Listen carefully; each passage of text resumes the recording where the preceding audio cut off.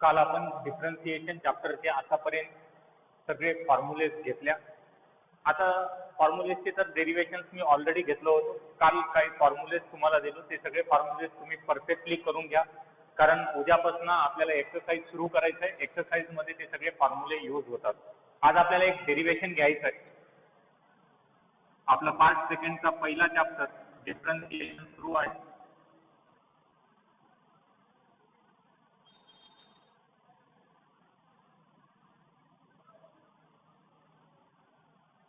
लक्षात असू द्या, 11वी मध्ये एक चॅप्टर झालेला आहे कंटिन्युइटी.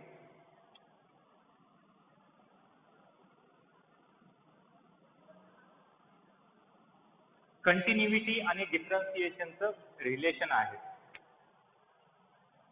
कंटिन्युइटी आणि डिफरन्शिएशन लक्षात असू द्या. प्रत्येक डिफरन्शिएशन, प्रत्येक डेरिव्हेबल असलेलं फंक्शन ते 100% कंटिन्युअस राहते. Every differentiable function, every differentiable function is continuous. प्रत्येक डिफरेन्शिएबल फंक्शन म्हणजे आता फंक्शन ज्याचा डेरिव्हेटिव्ह एक्झिस्ट करते किंवा त्याचा डेरिव्हेटिव्ह आपण इव्हॅल्युएट करू शकता, ते फंक्शन 100% कंटिन्युअस राहते. But every continuous function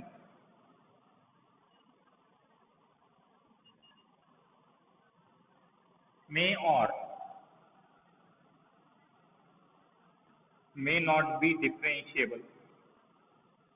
May not be differentiable. But every continuous function may or may not be differentiable. पण प्रत्येक कंटिन्युअस फंक्शन समोर जाऊन डिफरेन्शिएबल होऊ शकते किंवा नॉट डिफरेन्शिएबल पण होऊ शकते. काही सांगू शकणार, दोन्ही केसेस आहेत. पण डिफरेन्शिएबल फंक्शन असेल तर ते 100% कंटिन्युअस राहते. पण कंटिन्युअस असेल तर दोन चान्सेस आहेत, समोर जाऊन ते डिफरेन्शिएबल होऊ शकते किंवा नॉट डिफरेन्शिएबल पण होऊ शकते. हे पण एक थेरम असल्यासारखंच आहे, 11वी मध्ये आहे, त्यामुळे हे स्टेटमेंट मी लिहून दिलो.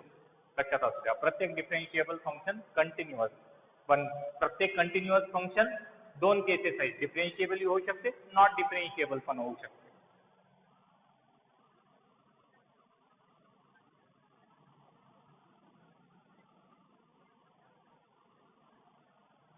आता आपल्याला एक थेरम घ्यायचा आहे.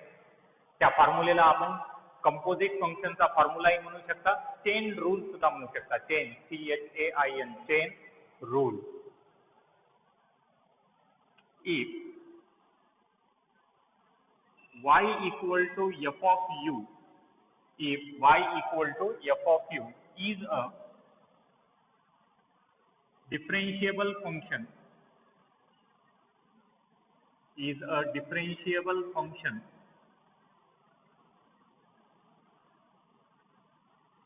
of u,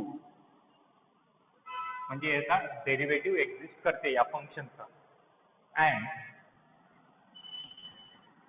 u equal to f of x,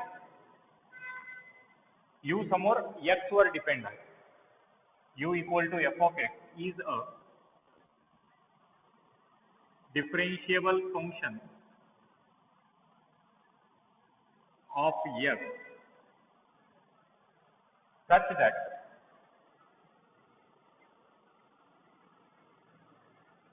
the composite function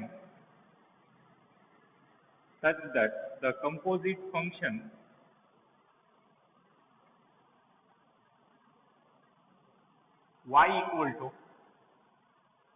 f of, आता मी ओव्हरऑल फंक्शन लिहिलो, f of u म्हणजे काय, u आहे f of x, त्याला g of x ही म्हणू शकता, दोन्ही f कन्फ्यूज होते. f of g of x, y equal to f of u एक डिफरेन्शिएबल फंक्शन आहे, u equal to g of x हे एक डिफरेन्शिएबल फंक्शन आहे. या दोघांचं ओव्हरऑल फंक्शन म्हणजे composite function f of g of x is a differentiable function of f of f, then prove that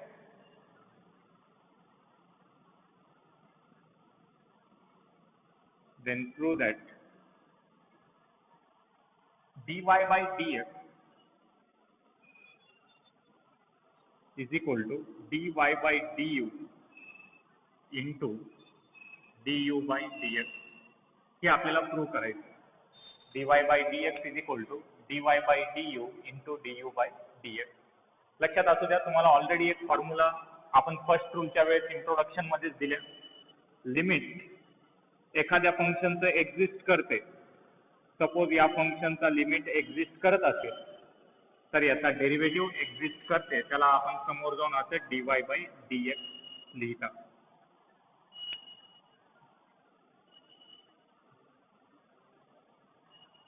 आता y कोणावर डिपेंड आहे? u वर डिपेंड आहे.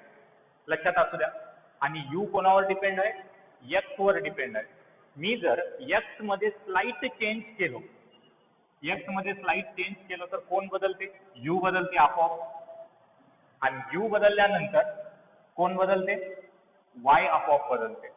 म्हणजे मी स्मॉल चेंज x मध्ये जर केलो 100% u बदलते आणि u मुळे y बदलते. As y equal to f of u is a differentiable function of u and u equal to g of x is a differentiable function of f, then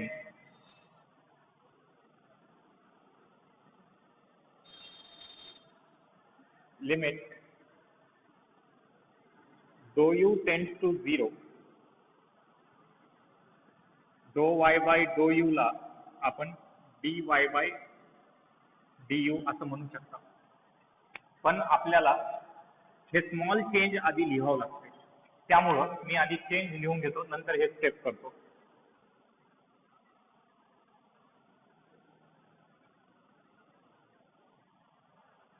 y u वर depend आहे आणि u x वर depend आहे. मी सुरुवातीला x मध्ये change करतो. Let dou x be the small change in x. Small change either ते increase होते किंवा डिक्रीज होते स्मॉल व्हॅल्यू न. Let dou x be the small change in x, then dou u and dou y are the corresponding changes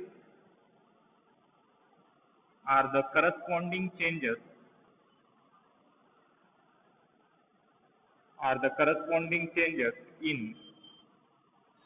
u and y respectively. Me x मध्ये slight change करायलो dou x, तर त्याचा परिणाम काय पडालाय? y u मध्ये dou u change व्हायलाय आणि y मध्ये dou y एवढा small change व्हायलाय. As आणि जे चेंज मी x मध्ये करायलो ते खूप स्मॉल आहे, त्याला आपण असंही म्हणू शकता dou x tends to 0. x मधला चेंज खूप स्मॉल असल्यामुळं याचा परिणाम काय पडते? दिस इम्प्लाइज u मधला चेंज सुद्धा खूप लहान राहते, y मधला चेंज सुद्धा खूप लहान राहते. Then dou u also tends to 0 and dou y also tends to 0. आता आपण ते स्टेटमेंट घेऊ. As y equal to f of u is a differentiable function of u and u equal to g of x is a differentiable function of f, then limit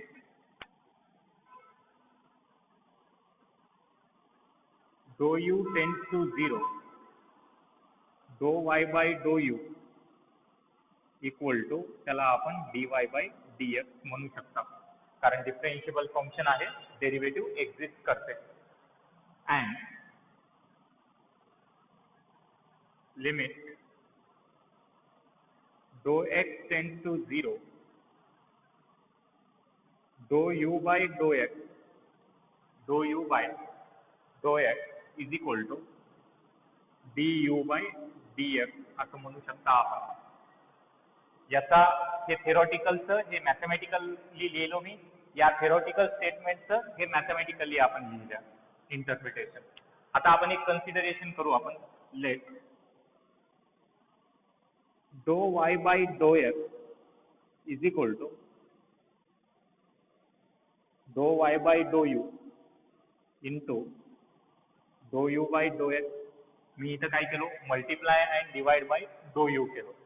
मी काय करतो आता, both side limit dou x tends to 0 apply करतो. Apply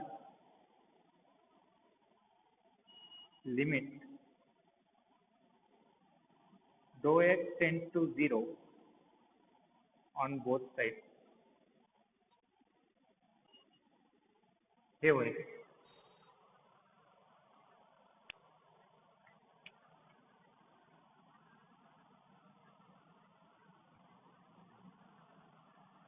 limit dou x tends to 0, dou y by dou x is equal to limit dou x tends to 0, dou y by dou u into dou u by